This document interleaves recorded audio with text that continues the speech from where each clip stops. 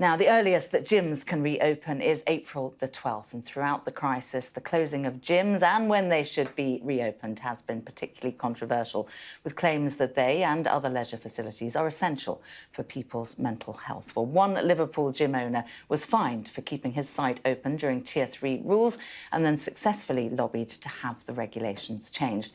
But he's being joined now by the England rugby star James Haskell to call on the government to reopen gyms earlier than planned and to back a new workout to help out scheme.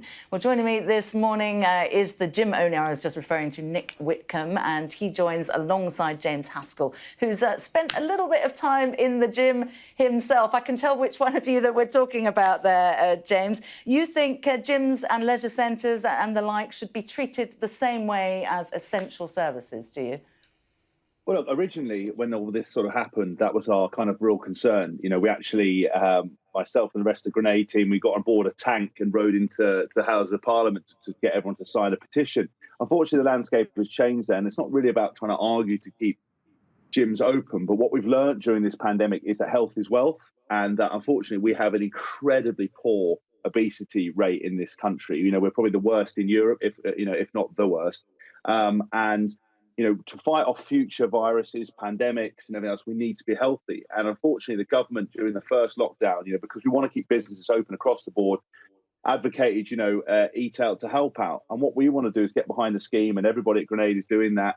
And Nick's obviously got his own story with his gym as well, but he's a big advocate of it. Is to try to encourage this country to be healthier, for us to take a better approach towards health, training. For us, when we get out of this lockdown, whenever the government deem for us to open gyms, to get behind this workout to help out scheme, which is subsidising any sort of paid, fee for training, so leisure centres, swimming pools, health clubs, and I think we need to go a lot further and kind of raise education in terms of schools and nutrition, because people can train anywhere and do anything, but the education out there is terrible. People just don't understand, and we're just not taught how to do this. And I think if we're going to have future issues, we need to take a really, really firm stand and try to sort this out. And I think what guys like Nick have done is brilliant.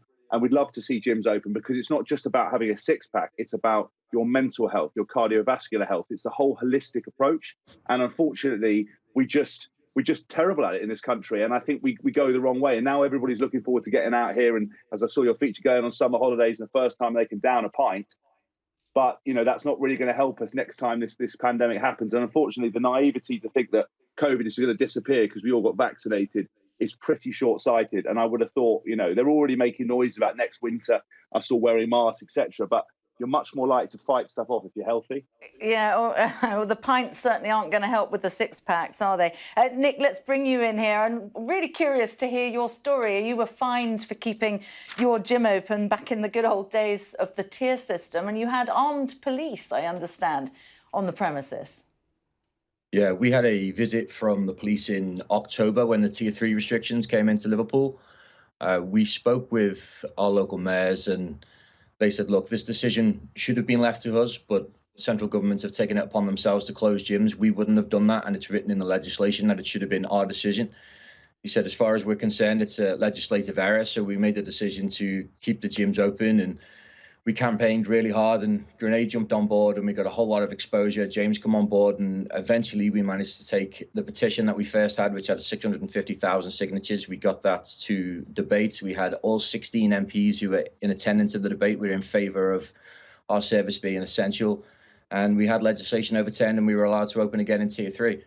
Yeah, and you raised a lot of money as well, didn't you, in the process? Would you defy government orders again? Would you open sooner than you're allowed to? No, I think right now, if governments have stated that it's only safe for us to open on the 12th of April, then we're fine with that. What we want to see is proper endorsements of the industry. If we're coming out the other side of this health crisis, and we really need to put an emphasis on health so that we're better prepared. Prevention is far better than cure. And what we're asking for is no different to what the hospitality industry have had, a workout to help out scheme. Now, the Eat Out to Help Out scheme cost the country approximately 850 million.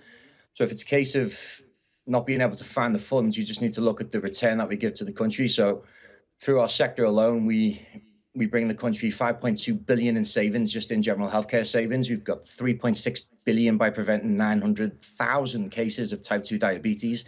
We save the country 450 million per year and preventing 30 million GP visits. So to say that we would require less than the hospitality industry for a similar scheme, I think would be, I think we could all agree on that. And what we give back to the country in terms of healthcare savings is absolutely huge. So it would be a small investment compared to what we contribute to the country. And it would go a long, long way to better preparing us for anything like this that happens in the future, and most importantly from recovering from the situation that we've all just been through and that we still are. Yeah, so you're calling for some kind of parity in terms of financial support with other types of establishment. James, just a final one to you. I mean, you're clearly a very fit bloke, and I'm just wondering how much of that is from going to the gym, because we've seen this rise, haven't we, in people doing a lot of stuff at home, and as we go into spring, people have got used to going for a run, going for a walk. Do we need to be in gyms?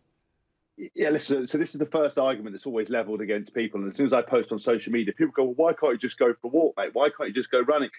The fact of the matter is, and this is going to sound harsh, nobody knows what they're doing. I do talks all the time on nutrition, on health and everything else. Nobody understands how to eat. Nobody understands what is required to change your body and to be healthy. And the fact is, if it was that simple, we'd all be in shape. We wouldn't all be hugely obese like this country is. And I think what I'm saying about this is not just encouraging people to go to gyms, but it's because it's not, for some people, gyms don't work. It could be going to health clubs, five-a-side football. It could be playing team sport. It's just encouraging people to be in a healthier mindset and to understand the basics of eating, the basics of calories. Why do we teach kids so much stuff in school that they never use, when it'd be a good idea to teach them how to cook healthy food, what a good example of a protein source is?